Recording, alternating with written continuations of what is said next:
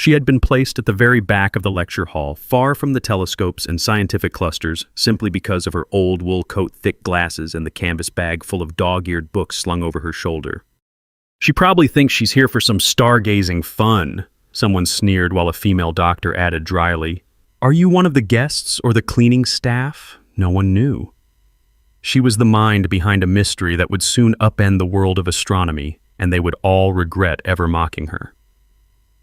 In that cramped seat, Mia Hart remained utterly still as the remarks crackled around her.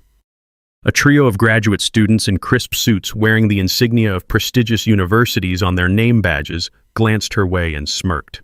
One of them leaned in toward his friend voice, raised just enough for Mia to hear, "Maybe she's lost. Look at that coat, it's seen better days. Maybe the 80s. Their laughter bounced off the polished floors. Another lowered his glasses and observed her like a curious specimen, then shrugged as if he were doing her some huge favor by acknowledging her existence.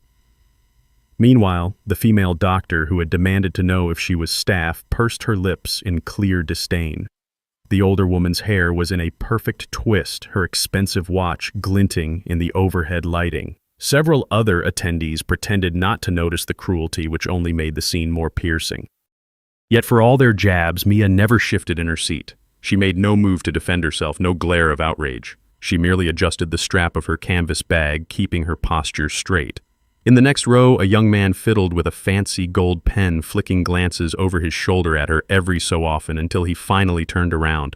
"We're about to have the big talk on cosmic ray anomalies," he said in a tone dripping with condescension. "Sure, you're in the right place. This might be over your head." He made a show of pointing toward the stage where a panel of eminent astrophysicists prepared to speak. Mia regarded him with a brief lift of her gaze, eyes magnified by those thick lenses. Her expression showed no trace of hurt or fear, but the man's smug smile only grew. "Just letting you know," he added, tapping his pen on his pad of paper. "Wouldn't want you to waste your time." The woman beside him snickered behind manicured nails, leaning away from Mia, as though her simple attire might be contagious. 2 seats to Mia's left, a self-proclaimed space entrepreneur named Hans Mortimer loudly carried on about how he'd funded half the new observatory wing with a generous donation. Dressed in a sleek black turtleneck and wearing cologne that smelled like money, he seemed determined to remind everyone of his wealth at every turn. His voice boomed even when addressing the person right beside him. "I bet she's just here because they needed some diversity. Am I right?" he joked to his companion, winking. "You know, these events, they love putting random faces in the crowd so the press photos look good. Probably gave her a free ticket."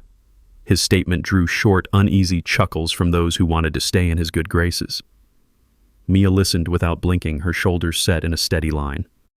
At the front of the hall, the conference moderator tapped the microphone to begin the session. The hush that fell over the crowd came as a small relief, but Mia noticed at least 3 people still whispering about her as though the quiet offered a prime opportunity to dissect her presence. A woman with carefully styled gray hair, who had introduced herself earlier as a longtime NASA consultant, caught Mia's eye and gave her an openly dismissive look. She turned to her colleague and murmured, "If she's who I think she is, some public lottery winner, right? That means she knows nothing. This is a specialized environment." Then she sighed as though pitying Mia was too exhausting to bother with. After the opening remarks, the crowd dispersed into smaller groups. Clusters formed around the best vantage points, some near massive telescopes placed on the observatory deck, others around the demonstration tables stacked with equipment. Mia waited briefly, closing her eyes as bodies shoved by, making no room for her. She touched the frayed edge of her coat, the material once her mother's, though only she knew that. A pungent memory flickered. She had seen this coat on a coat hook in a grand foyer lined with marble floors, had once stood on tiptoe to reach her mother's gentle hand. But there in the Colorado mountain chill, the garment merely branded her an outsider. No one offered to share a telescope or a seat. Instead, the event organizers directed her to an unoccupied side bench near the back, as if placing her out of everyone's direct line of sight would keep the conference's prestige unmarred.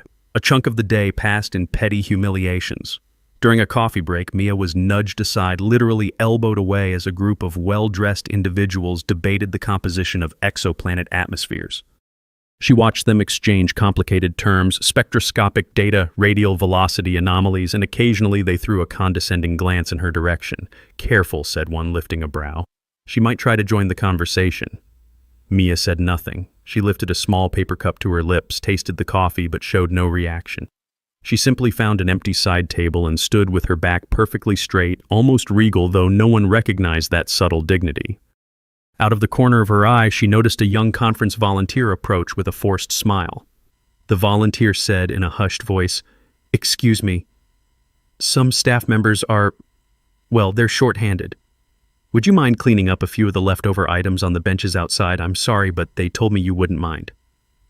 Mia remained silent for a moment, then gave a single nod. In the corridor collecting scattered pamphlets and used cups, she briefly paused before a large photograph mounted on the wall. It showed the founder of the observatory, a stern man in a tailored suit shaking hands with a senator. The caption read, "Heritage, Discovery, Excellence." Mia's grip on the pamphlets tightened.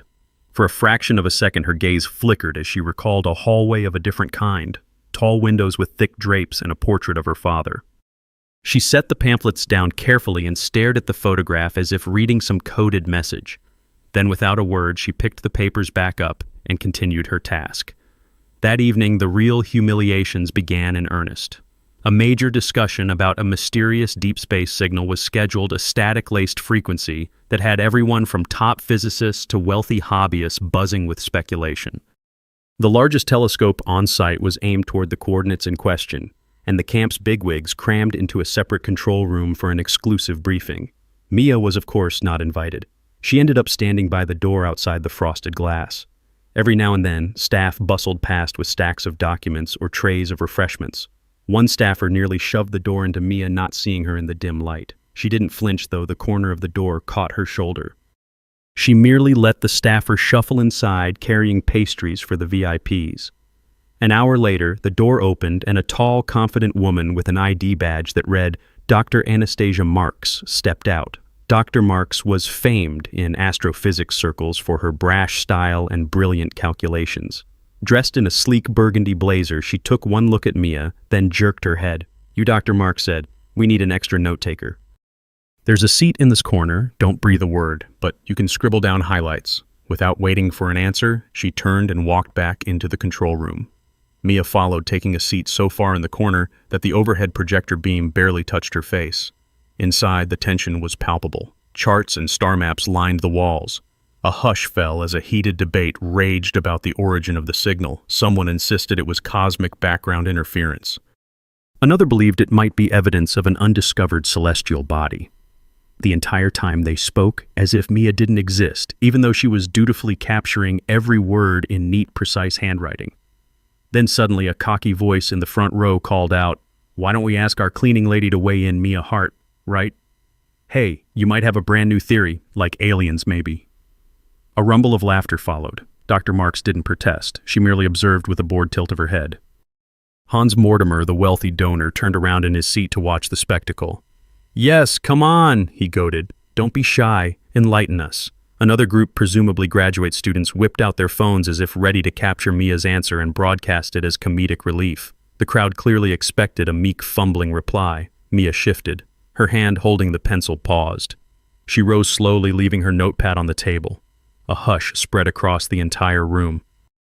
For several heartbeats she said nothing, only allowed the pencil to roll back and forth. Then her voice, quiet but controlled, cut through the tension.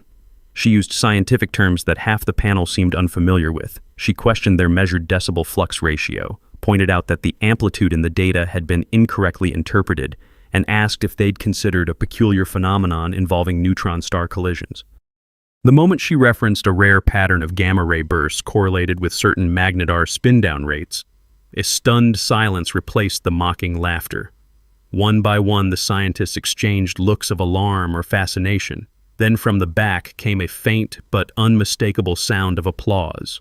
All eyes swung around to see an elderly professor, a man whose nameplate read Dr. Rutherford, bringing his hands together in slow, deliberate claps.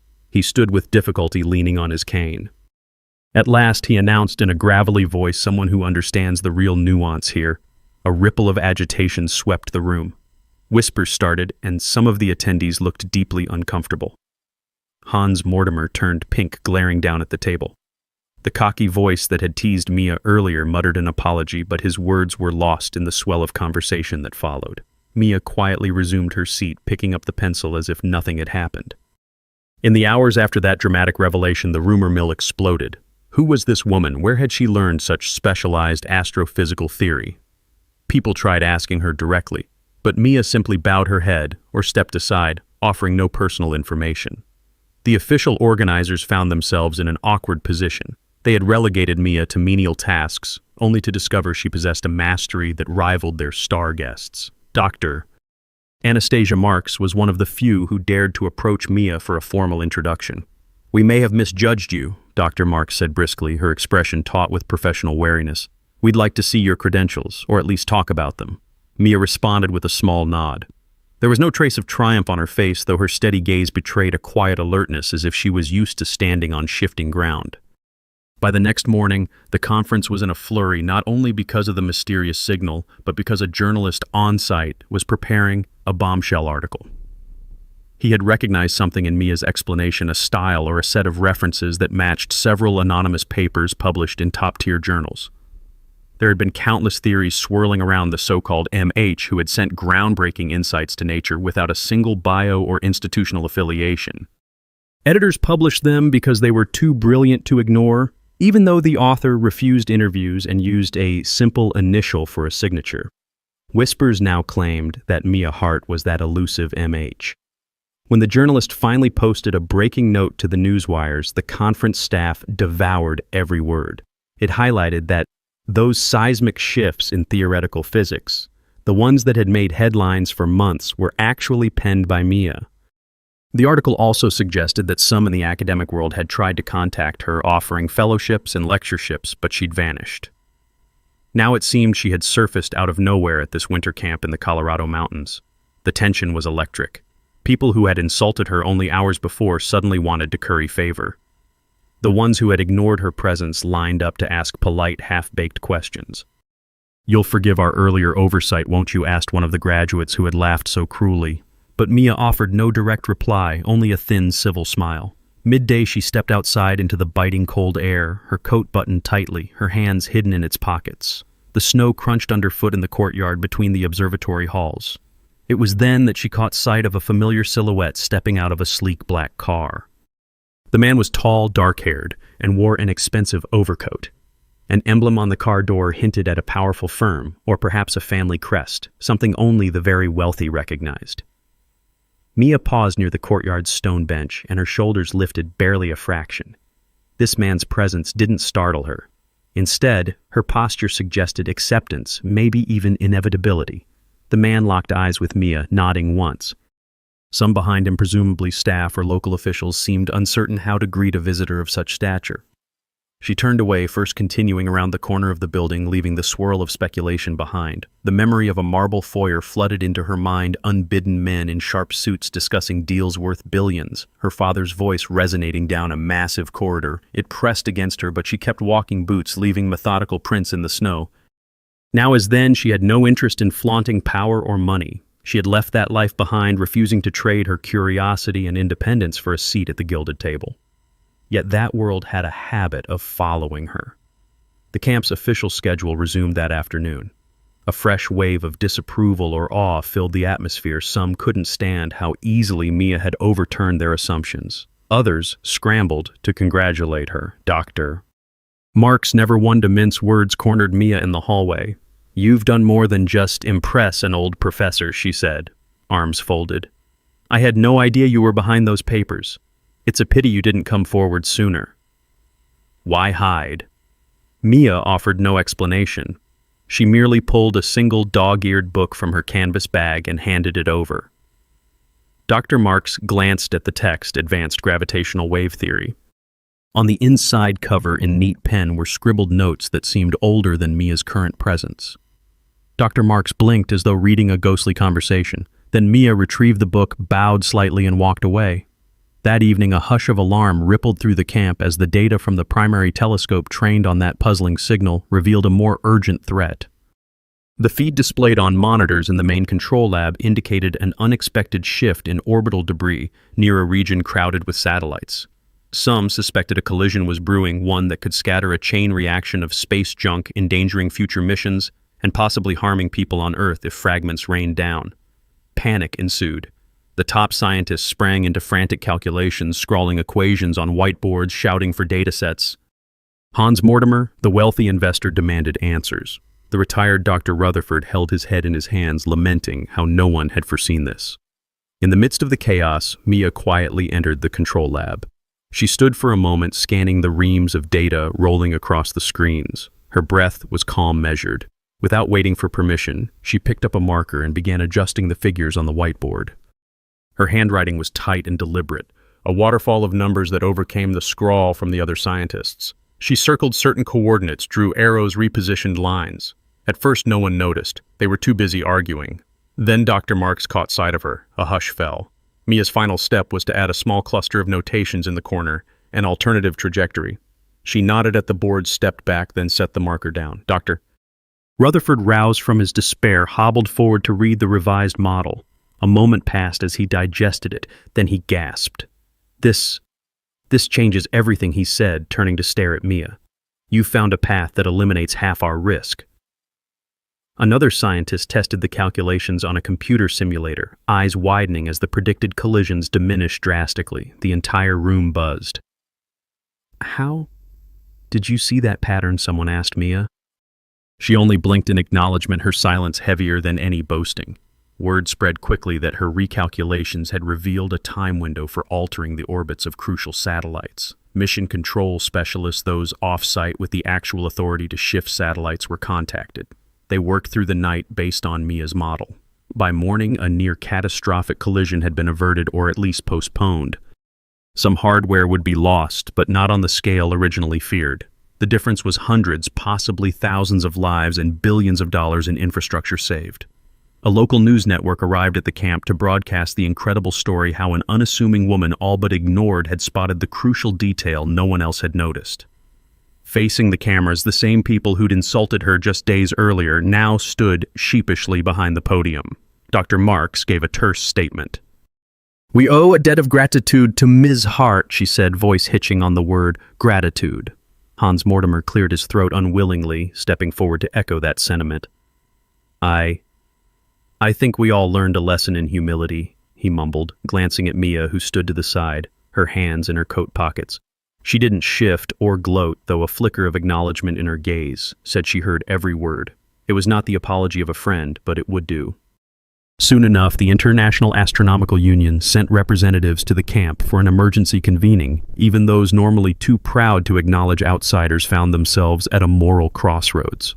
The rumor of Mia's advanced theories, plus her decisive role in preventing a large-scale orbital disaster, was too big to ignore. At a hastily arranged ceremony, they offered her an honorary medal, something they had never done for an individual without a formal academic or institutional background. For the first time, announced one official, clearing his throat as though the words resisted him. "We honor a modest woman whose quiet brilliance saved the future of observational astronomy." Cameras flashed. Applause broke out in halting waves. All eyes landed on Mia, waiting for a reaction. She walked to the small podium. The medal was in a velvet box, held out to her by a trembling official. Mia touched its edge, then gently closed the box without pinning the medal to her coat. A hush settled over the audience, who must have expected a triumphant acceptance. But Mia merely set the box down on the podium's edge. Her gaze moved across the crowd, those who had mocked her, those who had realized their error too late, and those who had never seen her coming. "I just hope," she said quietly, each word well chosen, "that from now on, every question, no matter who it comes from, is taken seriously. The universe doesn't care about titles.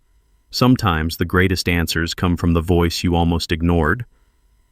Then she stepped away, leaving a stunned silence in her wake.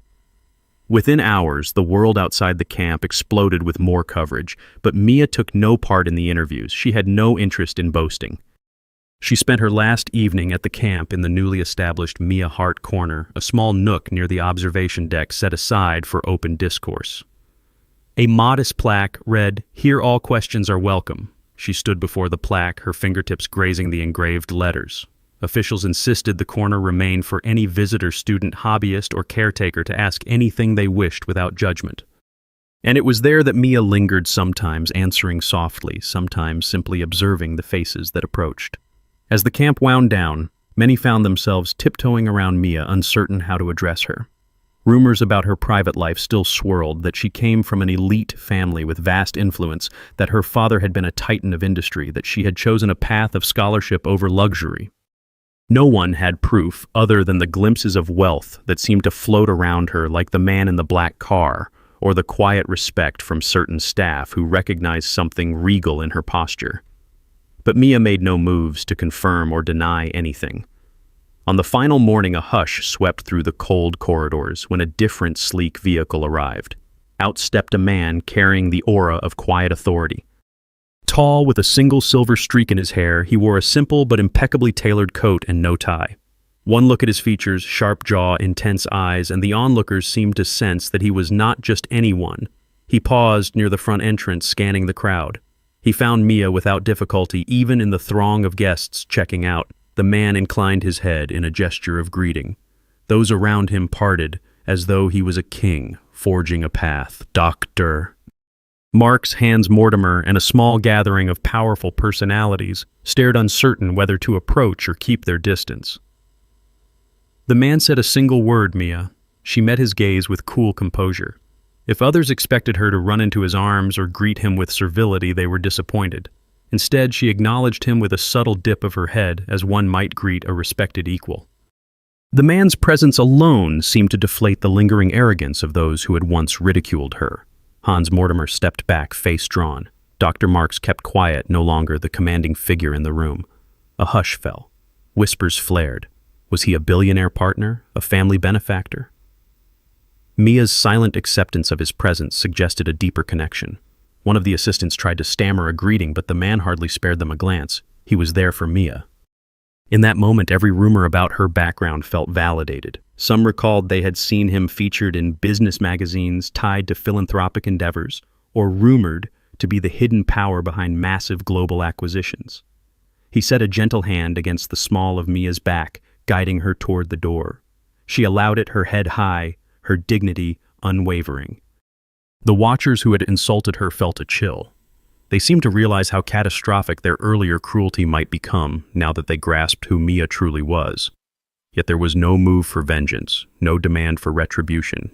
On the contrary, Mia simply collected her canvas bag, walked out with the man through the swirling winter air, and paused only once beside a row of photographs that commemorated the event. A volunteer fumbled with a camera, asking if she wanted a final snapshot. Mia reached to straighten a photograph on the wall. It was slightly off-kilter. Her expression gave away nothing more than a calm satisfaction at seeing order restored. Then she moved on, leaving the volunteer to capture a single shot of her retreating figure. Those who had once thrown insults found themselves truly disgraced, but it was not because Mia proclaimed their transgressions.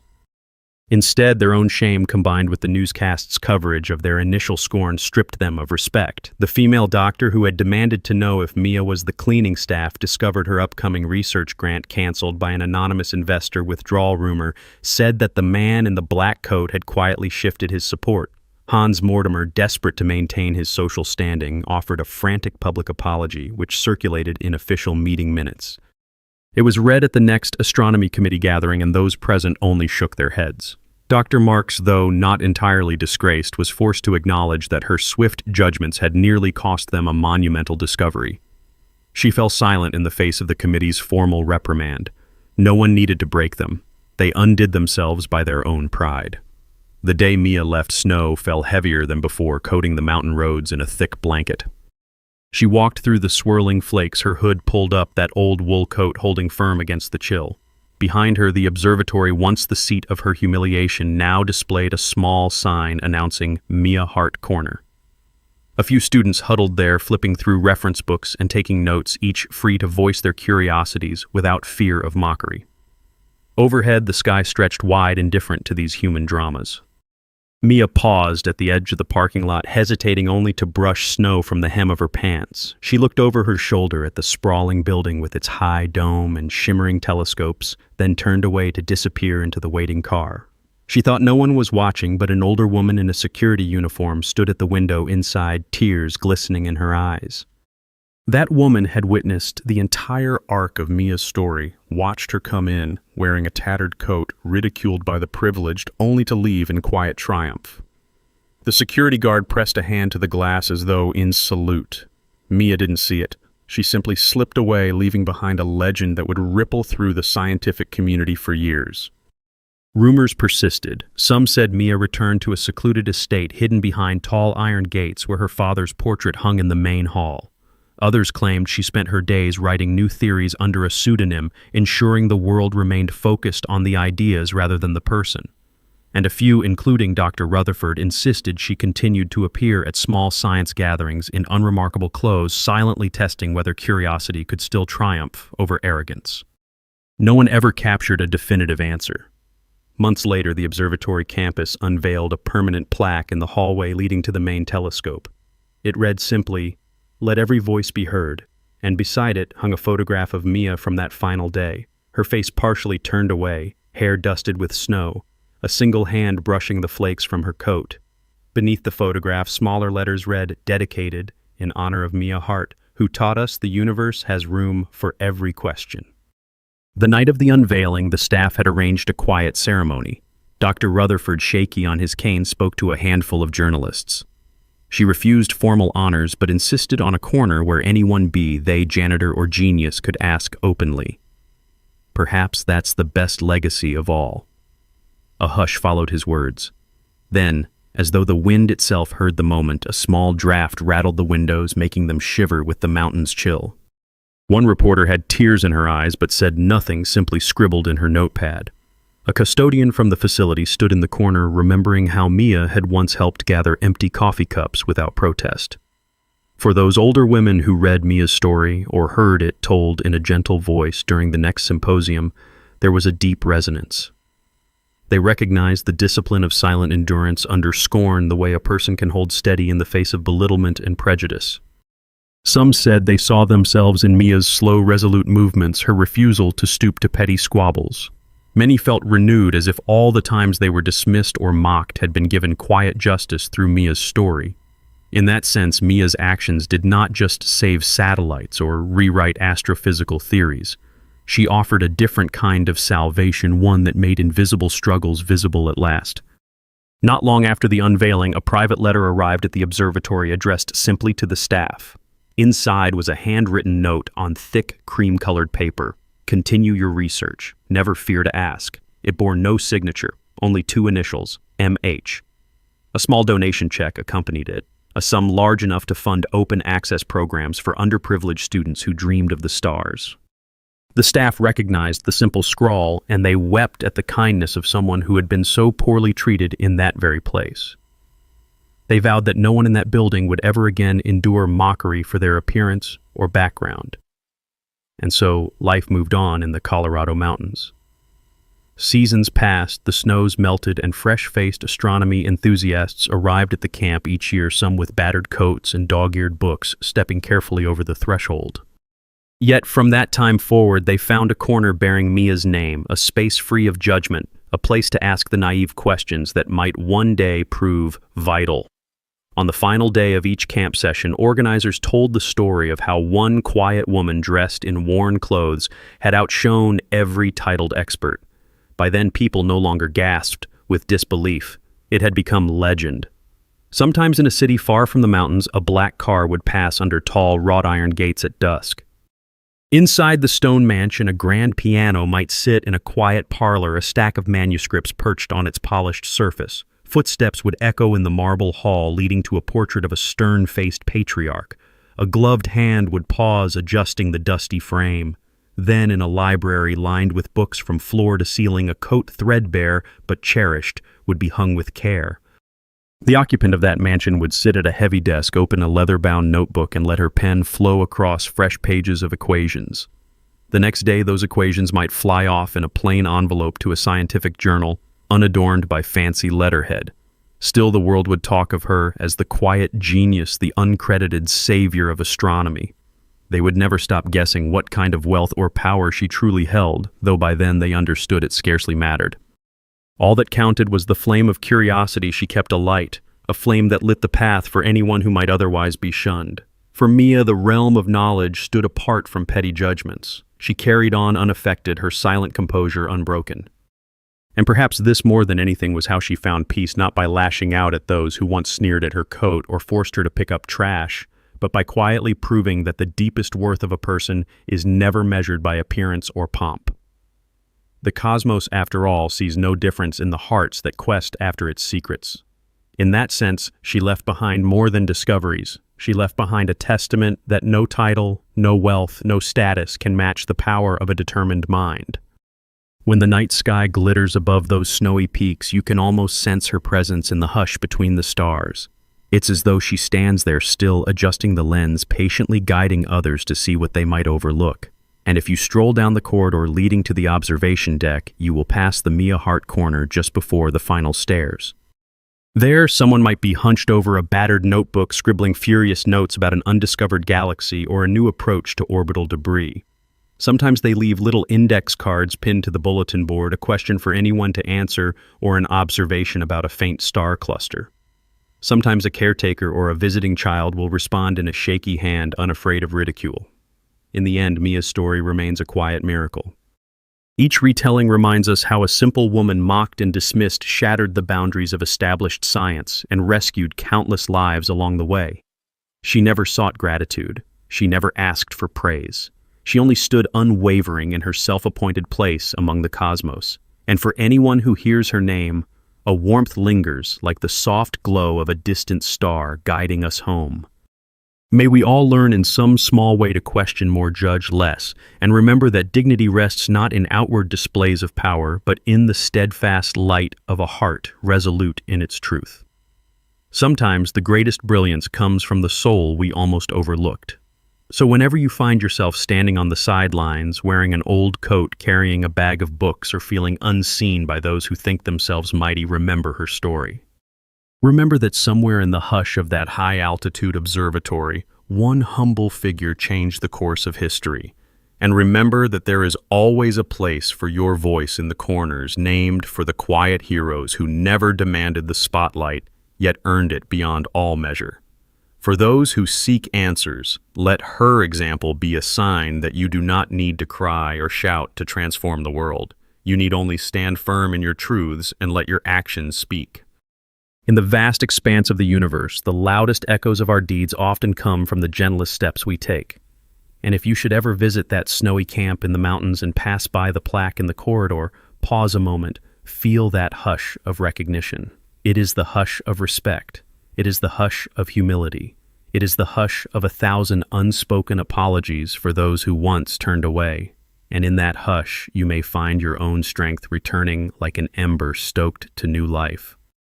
Listen closely, and you might hear the whisper that says all questions matter. All voices belong. The quiet soul in tattered wool might hold the key to saving us all. Thank you for reading this remembrance of Mia Hart's path, a path that began in humiliation yet soared to uncharted heights. In the end, let us each carry her story in our hearts. And if you ever feel moved to share your thoughts or speak for those whose voices go unheard, please do so. Let's keep her spirit of open inquiry alive. Let's keep believing that anyone anywhere can be the one to glimpse the hidden wonders of our infinite sky.